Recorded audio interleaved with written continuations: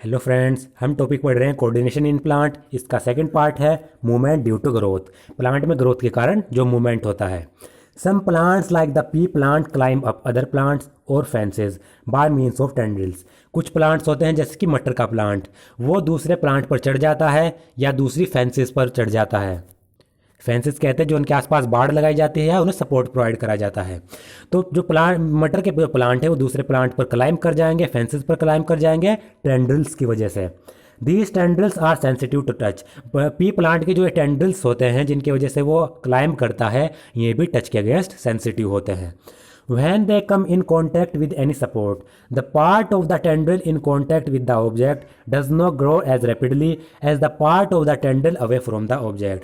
जब भी प्लांट के जो टेंड्रिल्स होते हैं वो किसी की सपोर्ट में आते हैं, किसी सपोर्ट के कांटेक्ट में आते हैं, तो टेंड्रिल का वह पार्ट जो ऑब्जेक्ट के कांटेक्ट में होगा वो इतनी तेजी से ग्रो नहीं कर पाता जितनी तेजी से टेंड्रिल का वह पार्ट ग्रो करता है जो ऑब्जेक्ट से दूर होता है। ये प्लांट का मान लीजिए ये हमारा कोई सपोर्ट है और ये मटर प्लांट की ये टेंड्रिल है। मटर प्लांट की ये वाला पार्ट टेंड्रिल ऑब्जेक्ट के टेंड्रिल का ये पार्ट ऑब्जेक्ट के कांटेक्ट में आ गया, तो ये इतनी तेज़ी से ग्रो नहीं करेगा जितनी तेज़ी से ये टेंड्रिल के दूर वाला पार्ट है। ये वाला पार्ट इतनी तेज़ी से ग्रो नहीं करेगा, ये तेज़ी से ग्रो करेगा, फिर इसके कांटेक्ट में आएगा, फिर ये कम तेज़ी से ग्रो करेगा, फिर तेज़ी से ग्रो होगा, फिर कांटेक्ट में आएगा। इस तरीके से वो सर्कुलर मोशन करता रहता है। This causes the tendril to circle around the object and thus killing it to it. जिससे जो टेंड्रिल हैं वो ऑब्जेक्ट के चारों तरफ सर्कल बना लेते हैं और उससे चिपक जाते हैं, जुड़ जाते हैं। More commonly plant respond to stimuli slowly by growing in a particular direction. और एक कॉमनली क्या है कि जो प्लांट होते हैं वो किसी भी स्टिमुलाई के अगेंस्ट रेस्पॉन्ड करते हैं, वो क्या करेंगे, एक पर्टिकुलर डायरेक्शन में स्लोली स्लोली ग्रो करेंगे। ये उनका रेस्पॉन्स होता है। Because this growth is directional it appears as if the plant is moving. तो प्लांट की जो ग्रोथ होती है डायरेक्शनल होती है, एक पर्टिकुलर डायरेक्शन में हो रही होती है, तो हमें ऐसा लगता है कि प्लांट जो होता है वो मूव कर रहा है। Let us understand this type of movement with the help of an example. अब हम एक एग्जाम्पल की हेल्प से ये डायरेक्शनल मूवमेंट को समझते हैं। इससे पहले हम ये एक्टिविटी पढ़ लेते हैं। Activity 7.2 fill a conical flask with water. इस एक्टिविटी में हमें क्या करना है, कोनिकल फ्लास्क लेना है और इसमें वाटर भर देना है, जैसा कि आप इस फिगर में देख सकते हैं। Cover the neck of the flask with a wire mesh. फिर हमें एक वायर मैश की वजह से जो फ्लास्क का जो नेक है यानी ऊपर वाला पोर्शन है, ये वायर मैश से इसको कवर कर देना है। कीप 2 और 3 freshly germinated bean seeds on the wire mesh. फिर वायर मैश में हमें 2 या 3 फ्रेशली जर्मिनेटेड बीन की सीड्स लेनी है। इस जो वायर मैश है इसके ऊपर रख देनी है इसमें 2 बीन की सीड्स, बीज। Take a cardboard box which is open from one side. फिर हमें एक कार्डबोर्ड बॉक्स लेना है जो एक साइड से खुला हुआ होगा। Keep the flask in the box in such a manner that the open side of the box faces light coming from a window. फिर हमें जो हमने कार्डबोर्ड बॉक्स लिया उसमें हमें फ्लास्क को रख देना है, इस तरीके से रखना है कि जो बॉक्स की जो ओपन साइड है वो एक विंडो से जो लाइट आ रही है उसकी तरफ हो। ये हमने लिया, ये इसकी बंद वाली साइड है, ये इसकी ओपन वाली साइड है।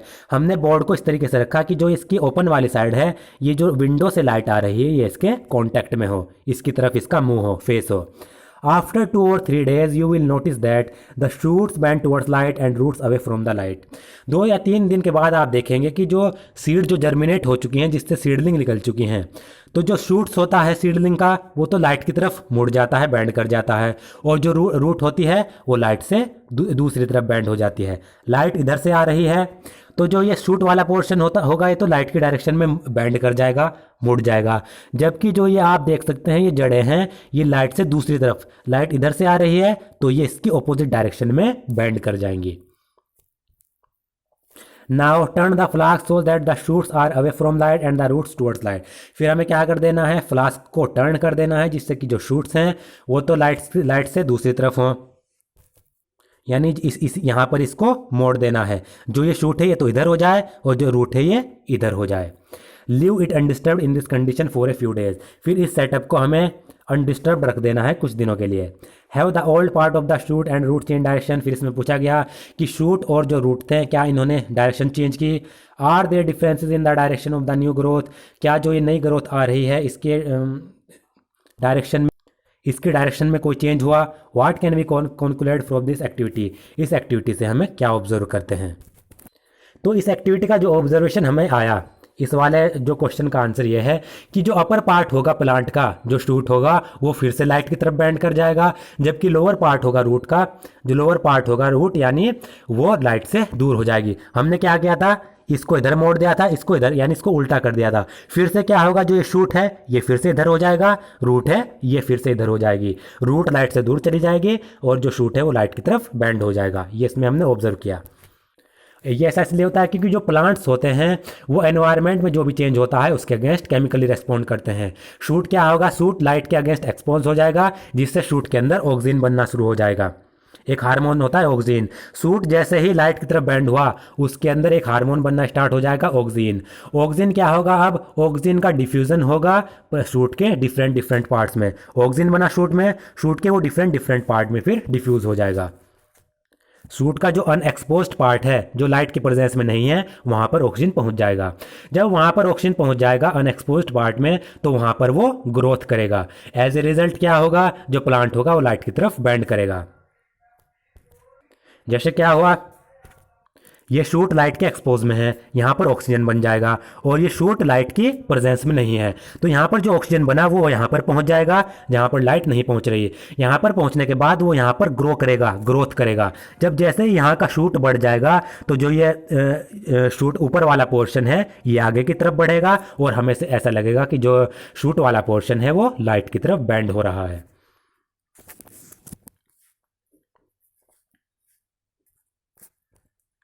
Environmental triggers such as light और gravity will change the direction that plants parts grow in. कुछ एनवायरनमेंट के ट्रिगर्स होते हैं, जैसे कि लाइट हो गया या फिर ग्रेविटी जो मौजूद होती है वो प्लांट की ग्रोथ की डायरेक्शन को चेंज कर देती है। दीज डायरेक्शनल और ट्रोपिक मूवमेंट कैन बी आदर टुवर्ड्स द स्टिमुलस और अवे फ्रॉम इट। तो जो ये डायरेक्शनल मूवमेंट होते हैं जिनको हम ट्रोपिक मूवमेंट्स भी कहते हैं, या तो ये स्टिमुलस की तरफ होंगे जहाँ से चेंज आ रहा है उस डायरेक्शन में हो सकते हैं, या फिर उस डायरेक्शन से दूर भी हो सकते हैं। So in two different kind of phototropic movement, shoot respond by bending towards the light while roots respond by bending away from it। तो प्लांट जो है दो प्रकार के फोटोट्रोपिक मूवमेंट दिखा रहा है। फोटोट्रोपिक यानी लाइट की रेस्पॉन्स में। तो ये फोटोट्रोपिक मूवमेंट जो प्लांट दो शो कर रहा है, इनमें शूट्स जो होता है वो तो लाइट की तरफ बेंड करता है, जबकि रूट है वो लाइट से दूर की तरफ बेंड करता है। How does this help plant, ये प्लांट की किस तरीके से हेल्प करता है जो फोटोट्रोपिक मूवमेंट हो रहा है, ये हम देख सकते हैं। Plant show tropism in response to other stimuli as well. जो प्लांट्स होते हैं वो दूसरे लाइट के अलावा जो दूसरे स्टिमुलस होते हैं उनके अगेंस्ट भी ट्रोपिज्म को शो करते हैं, मूवमेंट को शो करते हैं। The roots of a plant always grow downwards while the shoots usually grow upward and away from the earth. जैसे जो प्लांट की जो रूट्स होती हैं, जड़ें होती हैं, वो हमेशा नीचे की तरफ मूव करेंगी, जबकि जो शूट्स वाला पोर्शन होता है प्लांट का वो हमेशा ऊपर की तरफ मूव करेगा। This upward and downward growth of shoot and root respectively in response to the pull of earth और ग्रेविटी इज ऑब्वियसली जियोट्रोपिज्म। तो प्लांट का जो ये अपवर्ड और डाउनवर्ड ग्रोथ हो रही है, यानी शूट की अपवर्ड ग्रोथ और जो रूट की डाउनवर्ड ग्रोथ, ये तो या तो ये ग्रेविटी की रेस्पॉन्स में हो रही है, और दूसरा ये या फिर कहें ये अर्थ के पुल की रेस्पॉन्स में हो रही है। तो प्लांट की अपवर्ड और डाउनवर्ड ग्रोथ ग्रेविटी की वजह से होगी, इसे हम कहते हैं जियोट्रोपिज्म। तो प्लांट की वह ग्रोथ जो लाइट की वजह से हो रही है फोटोट्रोपिज्म, प्लांट की वह ग्रोथ जो ग्रेविटी की वजह से हो रही है, अर्थ के पुल की वजह से हो रही है, उसे कहते हैं जियोट्रोपिज्म। जो शूट होता है वो ग्रेविटी के ऑपोजिट डायरेक्शन में मूव करता है, और जो रूट होती है वो ग्रेविटी की पर्टिकुलर मतलब जो मेन डायरेक्शन होती है नीचे की तरफ वहाँ पर मूव करता है। जैसे आप फिगर 7.6 में आप देख सकते हैं, जो शूट होगा वो तो नेगेटिवली जियोट्रोपिक होगा, यानी ग्रेविटी की ऑपोजिट डायरेक्शन में मूव करेगा। जो रूट होगी वो पॉजिटिवली जियोट्रोपिक होगी, यानी ग्रेविटी की डायरेक्शन में मूव करेगी। ग्रेविटी नीचे की तरफ होती है, यहाँ पर ये पड़ा हुआ दिखाई दे रहा है, तो ये ग्रेविटी नीचे की तरफ होती है, रूट्स नीचे की तरफ, शूट ऊपर की तरफ।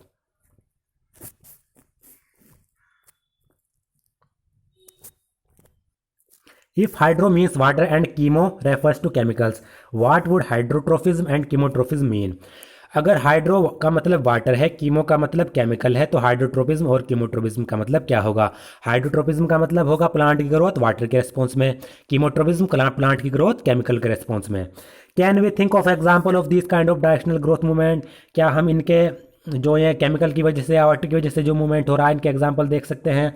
One example of chemotropism is the growth of pollen tube towards ovules. एक एग्जाम्पल है कीमोट्रोपिज्म का, वो है पोलन ट्यूब की ग्रोथ होना ओव्यूल्स की तरफ। ये केमिकल्स की वजह से होता है।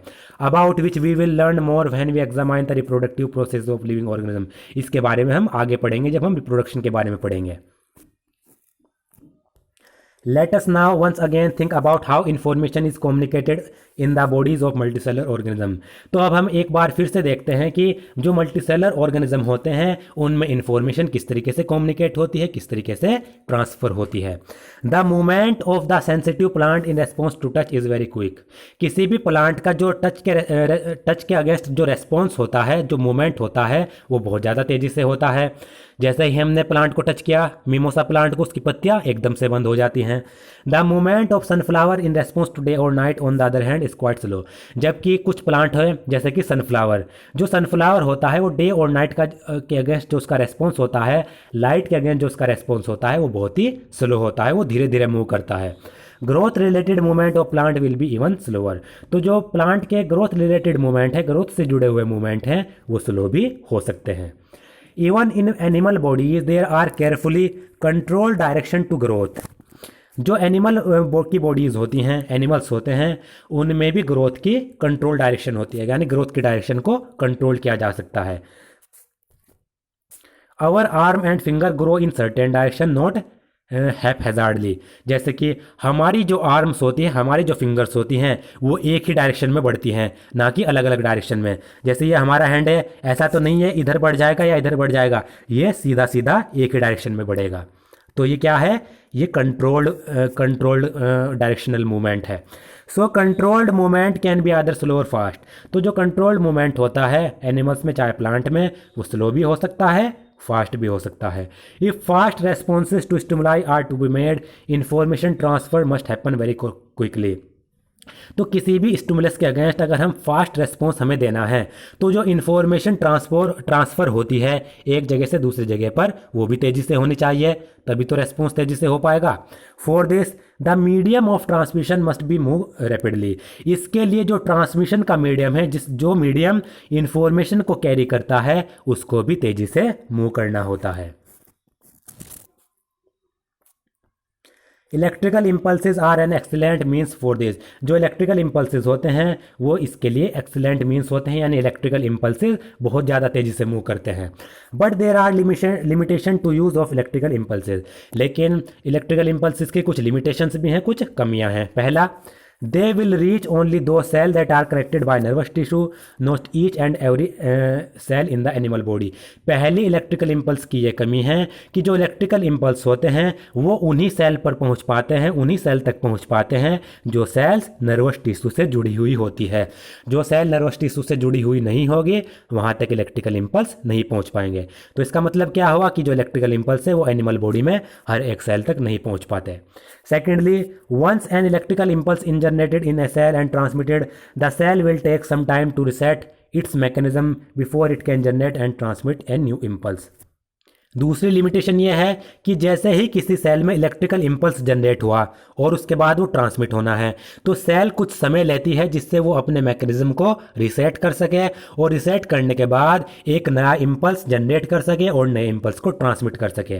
सेल के अंदर एक इम्पल्स जनरेट हुआ, ट्रांसमिट हो चुका, उसके बाद अपने मैकेनिज्म को रीसेट करने के लिए सेल कुछ समय लेगी, जिसके बाद वो नया इम्पल्स जनरेट कर सके। In other words, cells can not continuously create and transmit electrical impulse. दूसरे शब्दों में क्या कहें कि जो सेल्स होती हैं वो लगातार इलेक्ट्रिकल इम्पल्स को जनरेट नहीं कर सकती, लगातार इलेक्ट्रिकल इम्पल्स को ट्रांसमिट नहीं कर सकती। तो ये दो कमियां हो गई। It is thus no wonder that most multicellular organism use another means of communication between cell, namely chemical communication. तो ये हमें पता लग गया है कि जो मल्टीसेलर ऑर्गेनिज्म होते हैं वो कम्युनिकेशन के सेल्स के बीच में कम्युनिकेशन के लिए इलेक्ट्रिकल इम्पल्स के अलावा कुछ और मीन्स भी यूज़ करते हैं, जिसे कहते हैं केमिकल कम्युनिकेशन। यानी इलेक्ट्रिकल इम्पल्स के अलावा वो केमिकल कम्युनिकेशन का इस्तेमाल करेंगे। If instead of generating an electrical impulse stimulated cell release a chemical compound, this compound would diffuse all around the original cell। अगर जो सेल हैं वो इलेक्ट्रिकल इम्पल्स जनरेट करने की बजाय जो स्टिमुलेटेड सेल है यानी जिस सेल में स्टिमुलस हुआ है वो कुछ केमिकल कंपाउंड रिलीज कर दें, और जो ये केमिकल कंपाउंड होंगे ये हर एक सेल में यानी जो ओरिजिनल सेल है उसके चारों तरफ डिफ्यूज़ हो जाएंगे। इफ यानी सेल ने केमिकल कंपाउंड रिलीज किए, वो सेल के चारों तरफ डिफ्यूज हो गए। If other cell around have the means to detect this compound using specific molecule on their surfaces then they would be able to recognise information and even transmit it. तो जो original cell के आसपास जो दूसरी sales हैं उनके पास ऐसा means है कि जो वो उससे इन केमिकल कंपाउंड को, इन स्पेशल मॉलिक्यूल्स को डिटेक्ट कर सकें। यानी उनकी सरफेस पर एक ऐसे स्पेशल मॉलिक्यूल्स हैं जिससे कि वो इन्फॉर्मेशन को रिकॉग्नाइज कर सकें और इसको बाद ट्रांसमिट कर सकें। ये सेल है, इस सेल में स्टिमुलस हुआ, इसने कुछ केमिकल कंपाउंड रिलीज किए, ये केमिकल कंपाउंड इस सेल के चारों तरफ डिफ्यूज हो गए। अब इस सेल के आसपास की जो सेल्स हैं उनके सरफेस पर कुछ ऐसे स्पेशल मॉलिक्यूल्स होंगे जो इन केमिकल कंपाउंड को डिटेक्ट करेंगे, इन्फॉर्मेशन को डिटेक्ट करेंगे और आगे पहुंचा देंगे। This will be slower of course but it can potentially reach all parts of the body. जो ये केमिकल ट्रांसमिशन होता है ये स्लोअर तो होता है लेकिन ये सेल की जो बॉडी की हर एक सेल है उस तक पहुंच जाता है। Regardless of nervous action and it can be done steadily and urgently. जो नर्वस एक्शन कनेक्शंस है उन पर ये डिपेंड नहीं करता और ये स्टेडली होता है और बहुत ज़्यादा स्पेसिफिकली होता है, यानी इसका प्रिसीजन भी बहुत अच्छा होता है। These compounds or hormone used by multicellular organism for control and coordination show a great deal of diversity as we would expect। तो जो ये कंपाउंड या फिर हार्मोन जो मल्टीसेलर ऑर्गेनिज्म कंट्रोल या कोऑर्डिनेशन में इस्तेमाल कर रहे हैं इनमें भी डाइवर्सिटी पाई जाती है, ये भी अलग अलग प्रकार के पाए जाते हैं। जैसे कि different plant hormones help to coordinate growth, development and response to the environment. Plant में अलग अलग प्रकार के हार्मोन्स होते हैं जो प्लांट के अंदर ग्रोथ, डेवलपमेंट और एनवायरनमेंट के जो रेस्पॉन्स होते हैं उनको कोऑर्डिनेट करने में, उनमें तालमेल बैठाने में मदद करते हैं। They are synthesised at place away from where they act and simply diffuse to the area of the section. जो प्लांट हार्मोन्स होते हैं वो एक ऐसी प्लेस पर सिंथेसाइज होंगे। प्लांट हार्मोन की डेफिनेशन क्या है? प्लांट हार्मोन प्लांट के अंदर किसी एक प्लेस पर सिंथेसाइज होते हैं और उनका जो एक्शन होता है वो प्लांट में दूसरी प्लेस पर होता है, यानी जहां पर उनका एक्शन होता है वहां पर वो डिफ्यूजन से पहुंच जाते हैं। Let us take an example that we have work with earlier. जो हमने एक्टिविटी 7.2 में एग्जाम्पल पढ़ा था उसको हम देखते हैं। When growing plant detect light a hormone called auxin synthesised at the shoot tip help the cell to grow longer. जब जो ग्रोइंग प्लांट है वो लाइट को डिटेक्ट करता है तो एक हार्मोन होता है जिसे ऑक्सिन कहते हैं। ये हार्मोन जो शूट की जो टिप वाली पोर्शन है उस पर ग्रो करता है, वहाँ पर सिंथेसाइज्ड होता है, वहाँ पर बनता है और जो सेल्स हैं उनको ग्रो करने में मदद करता है। ये हमारा प्लांट है तो प्लांट का जो टिप वाला पोर्शन होगा यहाँ पर लाइट की वजह से जो ऑक्सिन है वो बन जाएगा। When light is coming from one side of the plant, oxygen diffuses toward the shady side of the plant। जब भी जो लाइट होती है वो प्लांट पर एक साइड से पड़ती है तो जो ऑक्सिन है वो प्लांट की जो दूसरी साइड है जहाँ पर लाइट नहीं है वहाँ पर डिफ्यूज़ हो जाते हैं। जैसे कि देख लेते हैं, ये हमारा प्लांट है, ये प्लांट तो लाइट की प्रेजेंस में है, ये प्लांट लाइट की प्रेजेंस से दूर है। तो जो लाइट आई यहाँ पर जो है प्लांट का जो टिप वाला पोर्शन है यहाँ पर ऑक्सिन बन गया। अब ये ऑक्सिन यहाँ पर बन चुका। अब ये ऑक्सिन क्या करेगा? ये ऑक्सिन यहाँ से डिफ्यूज़ होगा। डिफ्यूज़ होने के बाद प्लांट के उस वाले पार्ट में पहुँच जाएगा जहाँ पर लाइट नहीं आ रही है, जहाँ पर छाया है। This concentration of oxygen stimulate the cell to grow longer on the site of shoot which is away from light। तो इससे क्या होता है, प्लांट जो छाया वाला पोर्शन है वहाँ पर कंसनट्रेटेड हो जाता है, वहाँ पर ऑक्सीजन कंसनट्रेटेड हो जाता है जिससे जो यहाँ की सेल हैं वो ग्रो करने लगती हैं और ग्रो करने के बाद प्लांट ऐसे लगता है कि प्लांट ग्रोथ शो कर रहा है, प्लांट आगे की तरफ बढ़ने लगता है। यहाँ पर जो सेल्स हैं वो ग्रो करेंगे जिससे क्या लगेगा, जो प्लांट का ये वाला पार्ट है ये आगे की तरफ बढ़ेगा यानी ये ग्रोथ करेगा लाइट के रेस्पॉन्स में। Thus the plant appears to bend towards light. तो हमें ऐसा लगता है कि जो प्लांट है वो लाइट की तरफ बेंड कर रहा है। इसको एक बार फिर से हम देख सकते हैं। जैसे ये प्लांट है, ये हमारा ये हमारा सूरज है, लाइट है, यहाँ से लाइट इस पर पड़ी, यहाँ पर ऑक्सीजन बना, ऑक्सीजन बनने के बाद ऑक्सीजन का डिफ्यूजन होगा और प्लांट की जो छाया वाला पोर्शन है वहाँ पर पहुँच जाएगा। ऑक्सीजन यहाँ पर पहुँच जाएगा, इकट्ठा हो जाएगा। अब यहाँ की जो सेल्स है, ऑक्सीजन इन सेल्स को ग्रोथ करने लगेगा, ये सेल्स ग्रोथ शो करने लगेगी। यहाँ की सेल जो ग्रो करेगी तो जो प्लांट का ये वाला पोर्शन है ये लाइट की तरफ आगे बढ़ जाएगा। हमें ऐसा लगेगा कि जो प्लांट है वो लाइट की तरफ मूव कर रहा है। Another example of plant hormones are gibberellin which like oxygen. जो प्लांट हार्मोन के जो दूसरे एग्जाम्पल है वो जिब्रेलिन, ये ऑक्सीजन की तरह होते हैं और ये स्टेम की ग्रोथ में मदद करते हैं। इंपॉर्टेंट है, जिब्रेलिन्स जो होंगे वो स्टेम की ग्रोथ में मदद करेंगे। तीसरा है साइटोकाइनिन, प्लांट का हार्मोन, पहला ऑक्सीजन, दूसरा जिब्रेलिन, तीसरा cytokinin. Cytokinin promote cell division. Cytokinin cells में जो प्लांट होता है उसमें सेल डिवीजन को प्रमोट करता है, सेल डिवीजन को बढ़ा देता है। And it is natural that they are present in greater concentration in areas of rapid cell division. तो जो साइटोकाइनिन्स होते हैं वो प्लांट में ऐसी जगह पर मौजूद होते हैं, ऐसी जगह पर कंसंट्रेटेड होते हैं जहाँ पर सेल डिवीजन तेजी से होना होता है। तो जो प्लांट के मेरिस्टेमेटिक रीजन है, यानी जो शूट वाले पोर्शन है, टिप वाले पोर्शन है, वहाँ पर सेल डिवीजन तेजी से होना होता है क्योंकि वो तेजी से बढ़ने होते हैं, तो साइटोकाइनिन वहाँ पर ज़्यादा होता है। Such as in fruits and seed, और साइटोकाइनिन फ्रूट्स और सीड्स में प्रेजेंट होता है क्योंकि फ्रूट्स और सीड्स में भी रैपिड सेल डिवीजन की ज़रूरत होती है। These are example of plant hormone that help in promoting growth. ये प्लांट हार्मोन के कुछ एग्जाम्पल थे, ऑक्सीजन, जिब्रेलिन और साइटोकाइनिन, जो प्लांट की ग्रोथ में मदद करते हैं। जो साइटोकाइनिन्स होगा वो मेनली फ्रूट और सीड में प्रेजेंट होगा। But plant also need signal to stop growing. तो प्लांट को कुछ ऐसे भी सिग्नल्स चाहिए होते हैं जिससे वो अपनी ग्रोथ को रोक सकें। तो इसके लिए भी एक हार्मोन है, abscisic acid. Abscisic acid is one example of A hormone which inhibits growth. It effects include wilting of leaves. Abscisic acid plant में एक ऐसा हार्मोन है जो प्लांट की ग्रोथ को रोकता है। जो एब्सिसिक एसिड है वो लीव्स की विल्टिंग में मदद करता है, यानी लीव्स को सुखाने में मदद करता है, जिससे प्लांट की ग्रोथ रुक जाती है। दोस्तों, आज का मेरा वीडियो अगर आपको पसंद आया तो प्लीज़ मेरे चैनल को सब्सक्राइब करें और इस वीडियो को ज़्यादा से ज़्यादा शेयर करें।